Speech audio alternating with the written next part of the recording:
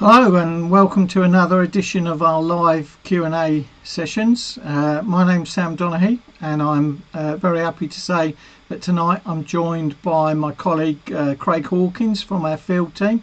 Good evening, Craig. How's your Monday been? Good evening. It's been very good, thank you. A bit of a cold one down on the south coast, but other than that, it's been pretty good. Yeah, I think we've noticed it. It's definitely getting colder day by day. Pick it up first thing in the morning and last thing at night, definitely. I did read they're talking about possibility of snow a bit further north for Christmas Day, so that'll make it a bit picturesque. Okay, we'll without further ado, same rules as before. Please post your questions in the chat and we'll try and get through as many of those as we can. Same rules apply as always. No such thing as a stupid question, only stupid answers. And while you're posting, we ask that you're always respectful to each other, and the advice that you give is good, as the main purpose of the whole session is for the common good, in that we all learn from each other. So we'll make a start with some of the questions which we've carried over from previous sessions, and first of all we'll talk about the question which we posted out as question of the week this week. So that question was, if I use an IP44 rated 230 volt socket outlet in a domestic bathroom, can I put it less than 3 meters from the edge of the bath? I'll give you the rough voting on this when I looked a little bit earlier today. The response was in the high 80s, not quite 90%, in the high 80s was no, we can't put it any closer, and then it was around 12% was yes. So are those 80% right, Craig? Can we not put it any closer than 3 meters?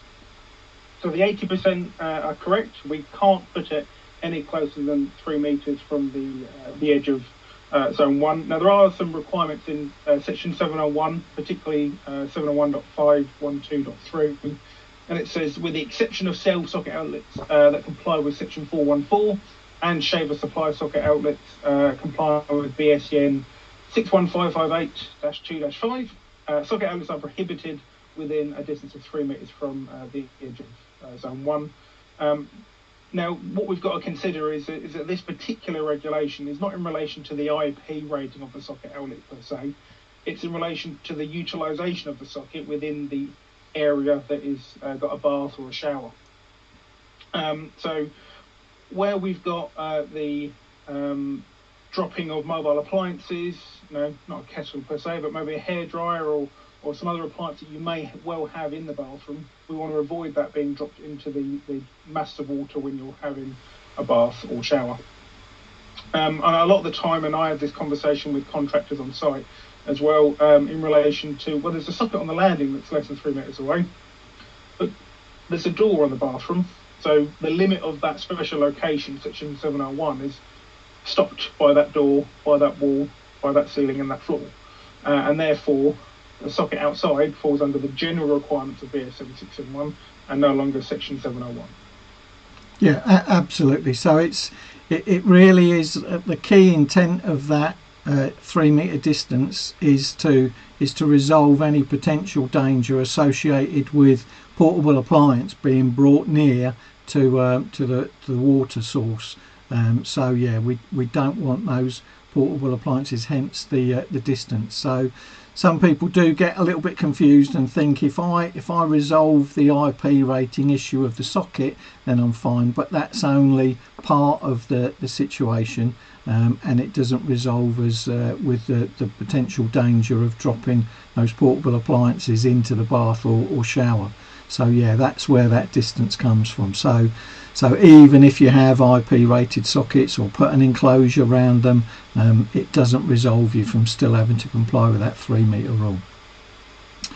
Another question that hung on was, can a plastic consumer unit be installed in a detached outbuilding at a domestic property? So this is one where we're doing some work in one of the outbuildings can we use a plastic or non-metal consumer unit in that outbuilding and still be compliant with 7671? So there's a couple of considerations that we have to have when this is something we might consider doing. Is that the regulation 41.1.201 does state that within domestic and in brackets household premises, consumer units and similar switchgear assemblies shall comply with BSEN 61439-3 and either have their enclosure manufactured from non-combustible material or be enclosed in a cabinet of enclosure constructed from non-combustible material and complies with section 132.12.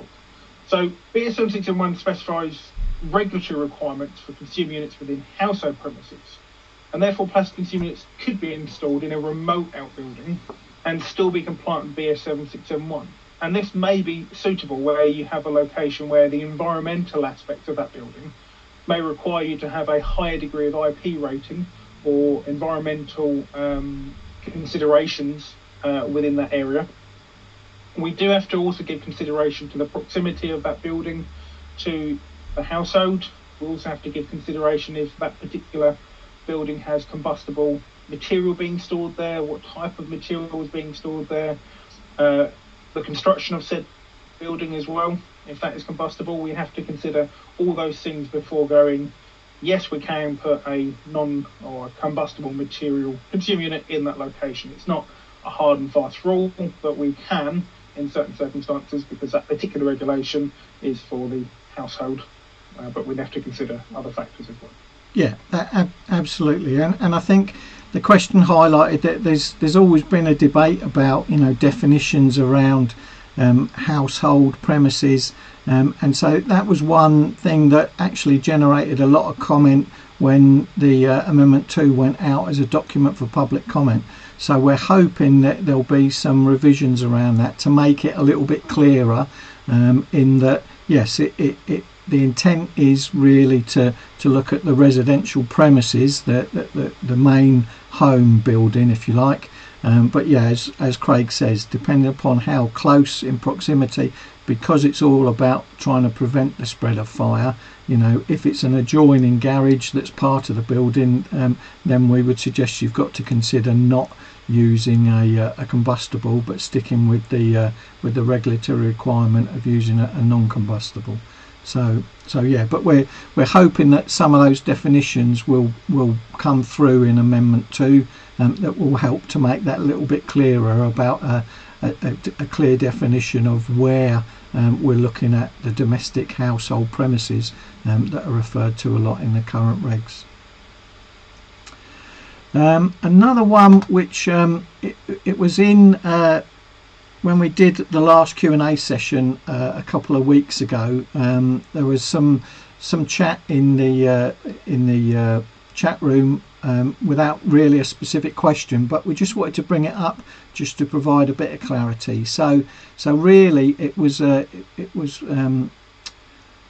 mentioned by one of the engineers who was participating in the Q&A that night, and if I can sort of paraphrase the question, it was around, can I install an EV charging circuit on a TNS installation if there are extraneous conductive parts in the vicinity of the EV charging equipment which could be bonded to a TNCS earthing system?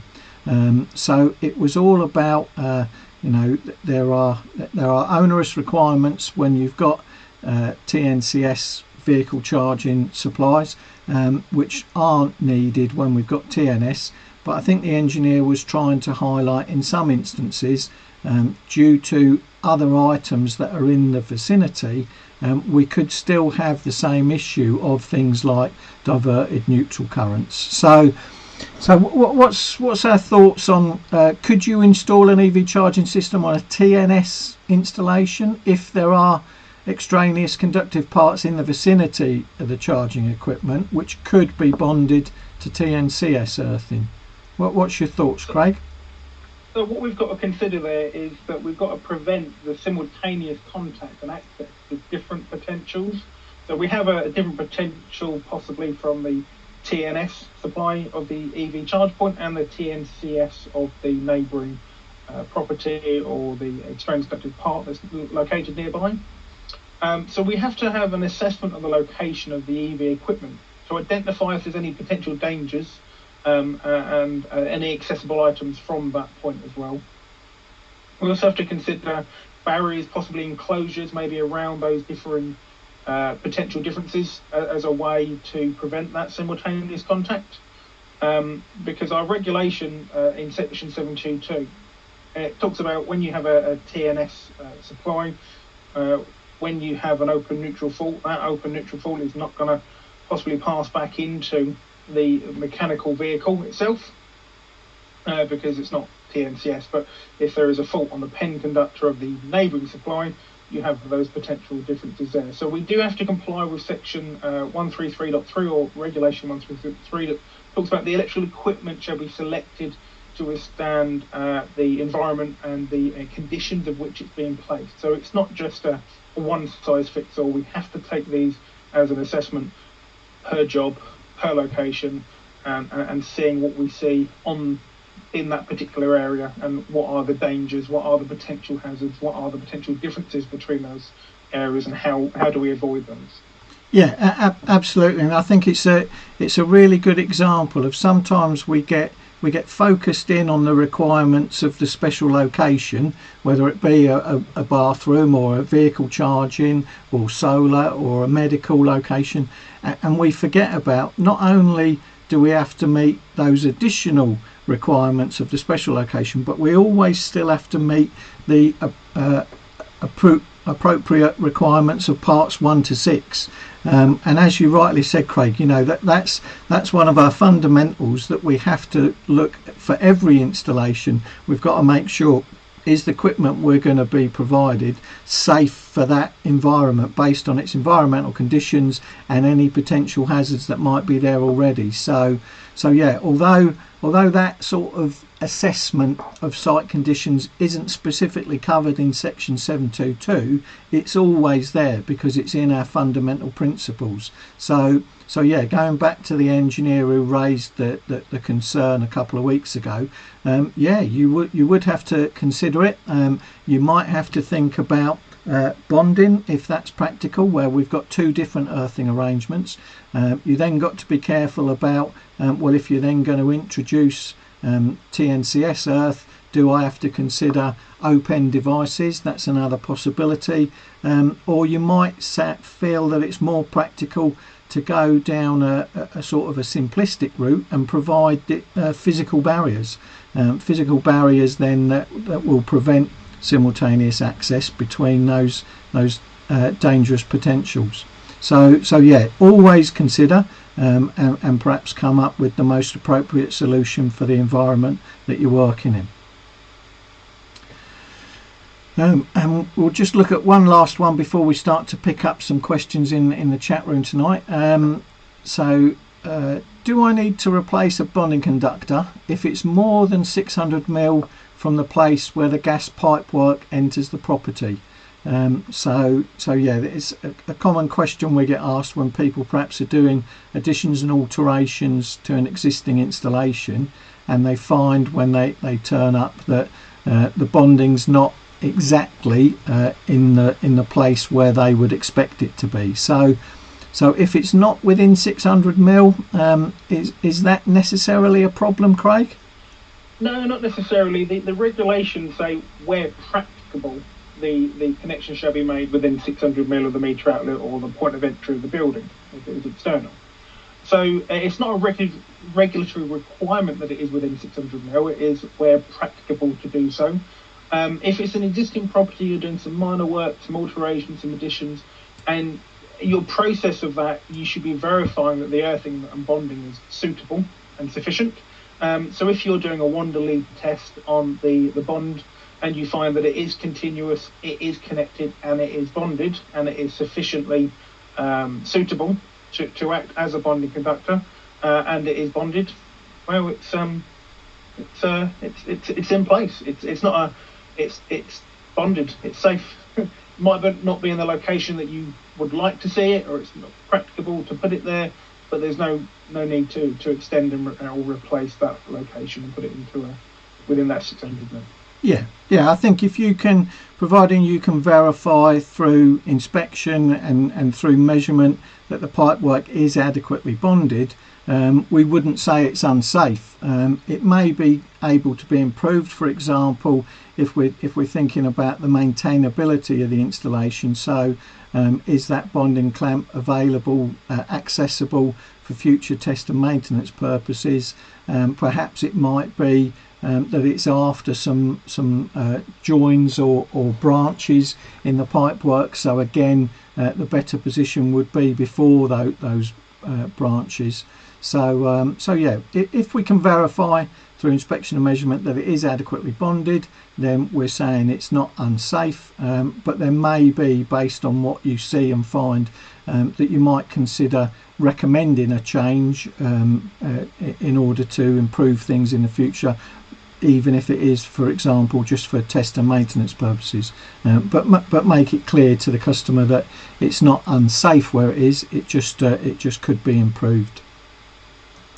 Okay, if we take some of the questions now that are coming in. First one we can see is what's the best way to carry out a double pole RCBO test for insulation resistance? Let me just read that again. What's the best way to carry out a double pole RCBO test for insulation resistance? Not really sure. We might have to have a bit more information on that. Insulation resistance would normally be a dead test. I think it's asking, if you've got a double pole RCB, how would you do the insulation resistance test on that circuit? So I suppose they're asking, do we disconnect the circuit from the RCBO to do that test, or can we do it from the terminals? So some brands, be careful not to mention brands then, some brands on their literature say that you can conduct an insulation resistance test from the terminals of their RCBO, whereas other brands do not permit it because the sensing equipment may be damaged if you do that test. So I think that particular question is a bit difficult to answer because it depends on manufacturer preferences for the installer. An IR test, insulation resistance test on a circuit, is a circuit itself, not necessarily for the RCBO. Yeah. So yeah, if we're looking at the realms of equipment vulnerable to test, then yeah, just get confirmation, as we would do with lots of other. Yeah, I think under normal circumstances we tend to consider current using equipment or the load as the thing which is most likely to have, but it can be controls such as dimmer switches, it can be protective equipment. So yeah, it's something to consider, and that will involve a little bit of data from manufacturers. Another question we've got come in. I've come across the property with the conduit utilised as a CPC. Some areas of conduit are corroded. An R2 test on one length of conduit seems unduly high at 2 ohms across a 30-metre run. How can I calculate the expected resistance of conduit run so that an assessment can be made of the measured R2 values with expected values? Okay, so well, first of all, we'd have to make sure that we find out exactly the manufacturer, the material of the conduit and its size. There are some tables, if you look in Guidance Note 1, in the appendices of Guidance Note 1, that for most standard sizes will actually give you the sizing for the steel work of the conduit itself. And then you could use the formulas for calculating resistance based on the material, probably steel, and the length of run. So it's possible, but you would need that data either directly from the manufacturer of the conduit, or I think you can use those values in the Guidance Note 1, and you'd be able to calculate based on then the size, the diameter of the conduit. It will give you the cross-sectional area of the steel, and then do the length of run. There will be slight discrepancies, obviously, because we've got a circular piece, but you treat it as a flat. So yeah, the accuracies of your meter are going to iron that sort of wrinkle out. But yeah, just do it based on cross-sectional area and length of run to calculate your resistance based on the material. So it's possible, and as you say, if it is going to be continued to be used, then you've got to do something to ensure that it's safe for that purpose. So yeah, unfortunately, if it's standard, then it will rust over time, in particular in that moist environment, and so unfortunately it does need to be replaced, or can need to be replaced. Okay, no earthing to lighting circuits in a house, no metal fittings, etc. So attached and no earth label. Can I still issue an EICR, and should I reduce time between inspections? So what's our guidance in general on a lighting circuit without a CPC, and we've got class 2 fittings? What code wise, and how would we suggest leaving it? So the best practice guides from memory, I believe, give it a C3 for that one, just as an improvement recommended, because they're all class 2. As long as there is a label, people have been warned that they can't be replacing those switches and light fittings for anything that's class 1. And yes, you can issue an EICR for that, with the recommendation that maybe gets improved in the future, from memory. Yeah, absolutely. That's the guidance in Best Practice Guide 4 that we said. Providing all of your accessible accessories are Class 2. We see that negates the shock risk under fault conditions. But yeah, it could still be improved. Also, to make it compliant, it should have a CPC to each and every point, and then that would give you some added advantage. And also the label, very important to put the label to make others aware that there is no CPC in that circuit, and therefore the class 2 fittings should not be placed or replaced with class 1. We've got some comments about could easily use an extension lead. I suppose that's hopefully in response to our thoughts on the bathroom and the 3 meters. Does test equipment need to be calibrated annually if you self-test with calibration card and designated socket monthly? So what guidance do we give our registered contractors about maintaining accuracy of test equipment, Craig? So as long as the equipment is being maintained and the values being recorded as well. So we issue an overarching sheet that the contractors can utilise, which gives the condition of the test equipment. But it does say that this must be included with an additional sheet, which gives guidance onto the records of your test equipment, scope and scale of the tests that you would normally conduct, and we must maintain records of that. It's not just a case of we do it once. It's monthly is generally the accepted preferred time frame between them. But that also depends on how onerously you're using your test equipment, the environment you're using it in. The engineer that's using that tester may decide that they want to increase that value maybe to 2 weeks if they so wished, if they're working in the rain, the wind and the snow all year round.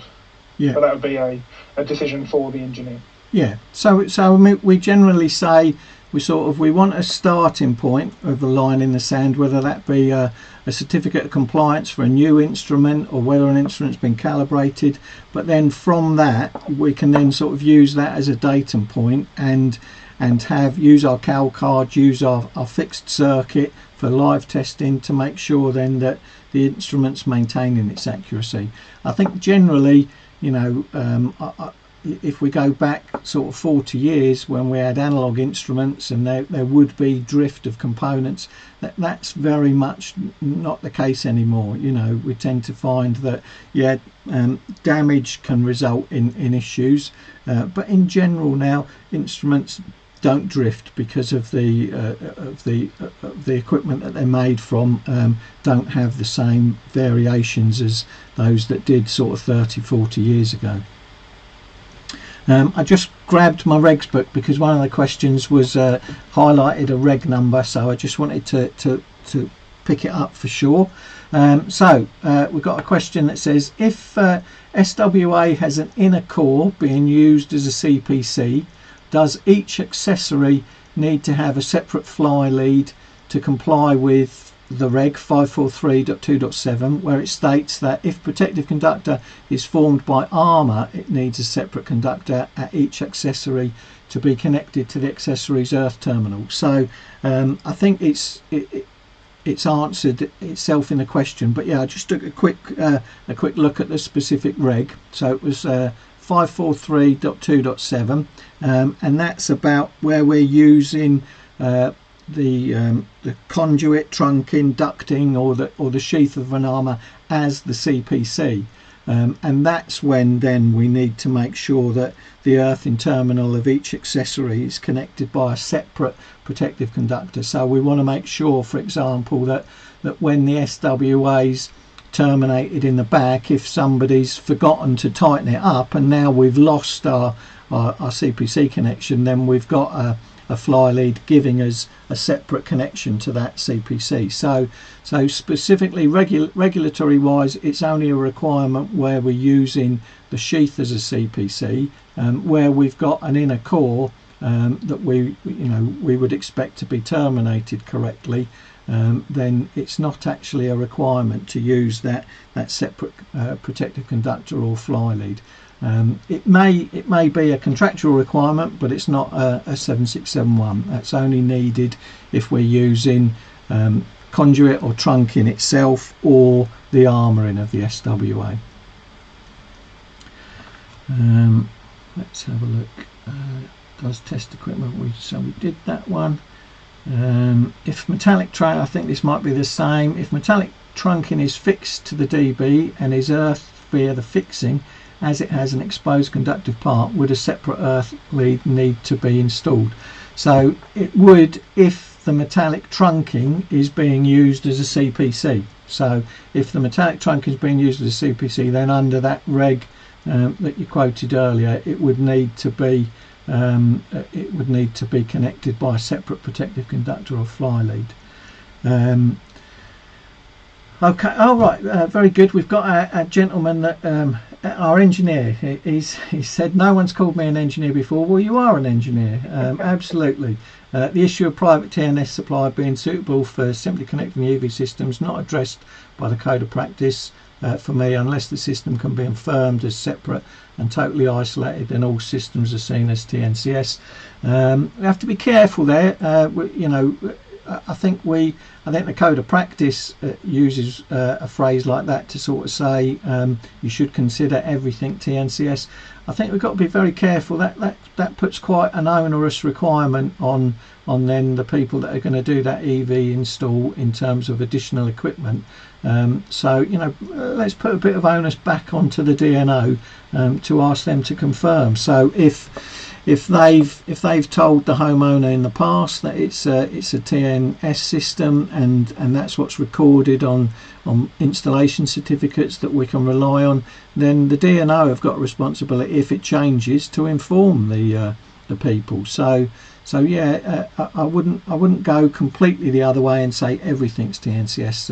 It's that makes it very onerous. But yes, you definitely are an engineer. That's what we're talking about. So yeah, you should use that title. How much more is it going to cost us to be registered with you next year? Okay, we want to try and keep these to technical. So please bear in mind we are going to deliberately avoid that one. Replying to Mike, yes, it's a report, and no, because there are no issues regarding safety and installation as it stands. Not so sure about that. Okay, to earth the trunking. If not, would a calc need to be undertaken to work out the cross-sectional area of trunking for the highest fault current? Again, if you were using the trunking as a CPC, then just like for all protective conductors, we can either size it by selection in relation to the size of the live conductors, or we can do it by calculation using the adiabatic equation. And that will always come out smaller, so the selection method is quite conservative. Someone's asked, are we lawyers or electricians? So yeah, perhaps I've started a whole debate that I didn't intentionally mean to. Okay, I carried out a condition report and the smoke alarms are only battery operated. Could I use any code for that? Again, quite a common theme of questions we get about smoke alarms. Our advice is that when we do a condition report, we're specifically focusing on the electrical safety of the installation, and we should work on the principle that if we're going to code an observation on a condition report, we should be able to put a regulatory requirement against it from 7671. Now, it's not a 7671 requirement to install fire alarms at all. So it may be a building regulation requirement depending upon where you are, and there may be other contractual requirements or licensing requirements that need you to do it, but it's not a 7671 requirement. So a suggestion, whether there's only battery or whether there were no smoke alarms at all, we would suggest don't give it a classification code because you can't put a BS 7671 regulation against it, but by all means record it as an observation because it's something that you might want to bring the attention of the homeowner or the responsible person that you're doing a report for, but don't give it a classification code because it's not a 7671 issue. Would you add anything to that, Craig? Just 5839 part 6, BS 5839 part 6, where it is for fire section. So yeah, just it's not a BS 7671 requirement. It falls under a different standard. So you can, as Sam said, you can put it down as an observation, but not a classification code, just as so the customer is made aware that they may want to have a look at different BS standards that fall outside the scope of 7671. Yeah. Couple of comments, I think, in relation to the bonding issue. So someone has said, if required, it's good practice to install bonding before any joint from the incoming service. Yet, definitely, we would agree with that. As existing, doesn't really matter where it is as long as it's bonded and can be maintained. In principle, so long as you verify through inspection and test that it is providing an adequate bond to the extraneous conductive part, then I think we'd agree with that. There's a common viewpoint that when bonding is not suitably sized, we should code it C3 unless thermal damage is present, in which case it should be C2. Surely the absence of thermal damage will simply indicate that there has been no issues relating to diverted neutral currents. Also, one would not be able to ascertain the likelihood of such faulty current flowing in the future, which would beg the question, should the inadequate sized bonding not be coded as a C2? We take the view that no, if it's you can, as well as thermal damage, you can actually with a clamp meter now see if there are any circulating currents in your bonding conductors. So generally, don't forget, bonding's only there to maintain voltage levels while the protective device that's associated with the fault operates. So it's something that's working with a protective device as well. So no, in general, we would agree with that principle that so long as we can verify that it is bonded, even if it were size were increased in later editions. So the typical example is we've gone from 6 to the 10 mil requirements for TNCS. We say so long as they are at least 6 mil, they're not showing any signs of damage, you haven't added to the load, so things aren't likely to increase in that ratio, then we would suggest just leaving it as a C3. Someone's responded they're not covered under 7671, so no comment. I would guess that might be about the smoke alarms. So yes, we would agree with that. Latest guidance note 3 suggests the preferred method of determining the ZF circuit is to do one live ZE test and then add the dead tests R1, R2 result. Is this indicating the demise of live ZS tests on final circuits? Under what circumstances should a tester ignore the IT guidance and undertake live ZS tests on final circuits? Okay, I think in general we'd suggest that that's probably in respect of our regulatory requirements, which kind of says we shouldn't be doing live testing if we don't need to. It's never prohibited outright, because, for example, often when we're doing fault finding, the fault only shows itself when things are live. So under those circumstances, for example, we take adequate precautions and we work live. But in general, if we're talking about a new installation, we wouldn't have to do as many live tests as perhaps we were grown up and used to in the past. So that would be a good example. Obviously our ZE would be a live test, but we could then use our dead tests of R1, R2 to give us calculated values of ZS for final circuits. So I think that's the thought behind that, is just to try and remove the amount of live testing required, just to remove the potential danger associated with live testing. Would you agree with that, Craig? Yes, and the electricity work regs, unless it's unreasonable to do so, we shouldn't be working live. It has to fall under some other requirements in there, but yeah, working live, that includes testing. So if we can not conduct a live test because there is other methods of doing such calculations, your ZE plus your R1, R2, you verified as an example point A from the supply transformer to point B, your incoming supply, and then point B to C being your final circuits. You've verified A to C just in a different method. Yeah. There's another great solution, which is, it's one of those things that when you see it written down, it's so obvious, but it would have took me a long time to get there. So one of our other engineers has commented that how about when considering trying to calculate the resistance for conduit, buy a length of similar conduit, measure the resistance, and then multiply or divide by the appropriate length that you've got on site.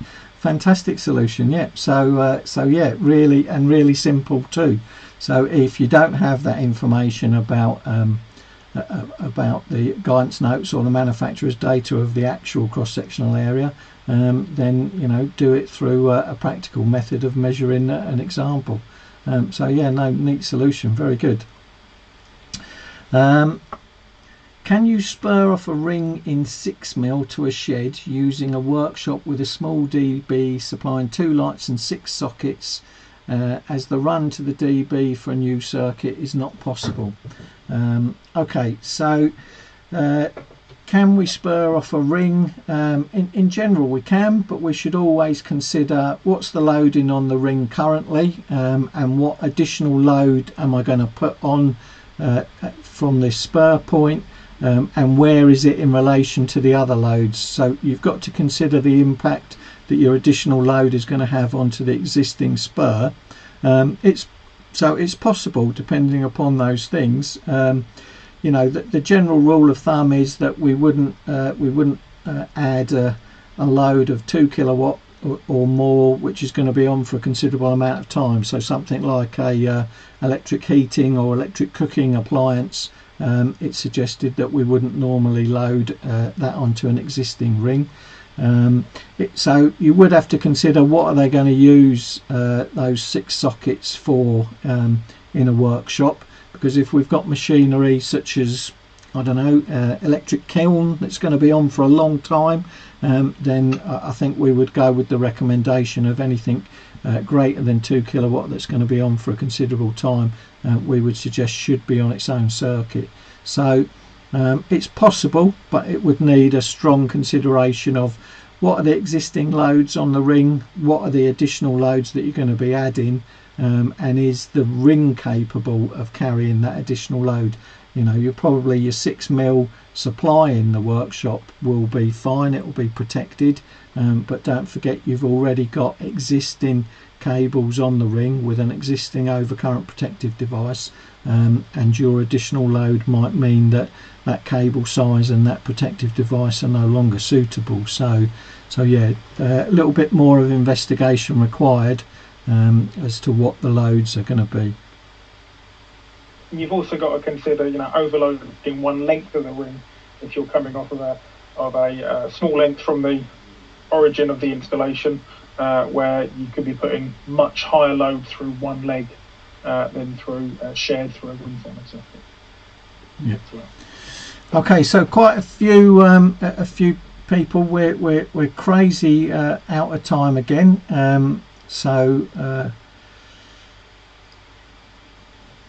Let's see if we can just pick. There's one that's caught my eye because it mentions Christmas. So my Xmas festivities have been scuppered this year as family members have contracted COVID. Perhaps it's not an electrical. Does the NSA have approved malt whisky that I could raise a toast to? I like the question. Okay. And I'm a whisky fan, if you're listening. So so there's plenty of nice whiskies out there to choose from. Yeah. Probably shouldn't name too many. Okay, we'll finish with one that was hanging around again. Was due to limited space, can I mount a domestic consumer unit vertically? So yeah, something that we're getting asked more and more. So can I mount a domestic consumer unit vertically? What's our thoughts on that, Craig? Possibly. You'd have to go to the manufacturer and find out if that's what their mode of install is designed for. Some of the protected devices in a three-phase consumer unit or distribution board are the opposite way than you would expect to see them on a domestic installation. So you'd have to confirm with the manufacturers if their equipment is suitable to be designed in that mode of installation, be it vertical or on the ceiling, which I have seen in the past. So we should be give also consideration to labelling as well, and making sure that the labelling on the said consumer unit at or near the consumer is also still legible. If you're having to crane your neck to the side to try and read it, we have to give consideration for that as well. Yeah. So it's possible, especially if a lot of the manufacturers will use similar equipment in their similar protective devices in their three-phase distribution boards, which generally tend to be at that other orientation. So yeah, it really is just have those products been manufactured and tested in that type of environment, because obviously we've got different heat dispersions when they're stacked on top of each other. So yeah, it's possible, but always seek clarification from the consumer unit manufacturer. Right, I'm gonna do a bit of advertising. So this is our last Monday night Q&A for this year. We've already got some of the Wednesday wire webinars up and scheduled for next year. So the first three you can see there on your screens. We've got a 5 common questions from the helpline, battery storage, a session on maximum demand and diversity, and then we've coming up after that at the end of February and the beginning of March, we've got an issue about mental health, which is not so technical, but hopefully very engaging, and we will involve you as our contractors in that. Then looking at doing a bit something different, a bit of a quick fire quiz at the beginning of March. So those are already available on the website now. You can go and register for those. We will be restarting our Q&As, which will be not the first week back. Obviously it's Bank Holiday Monday, so there's no Monday. The second week back is the first of our webinars.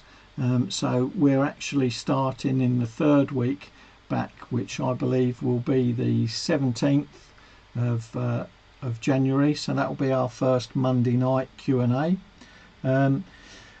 A little bit of an advert. If you're interested in what we do on the technical helpline, there's a great article in this month's Professional Electrician, all about the NIC, EIC and Alexa technical helpline.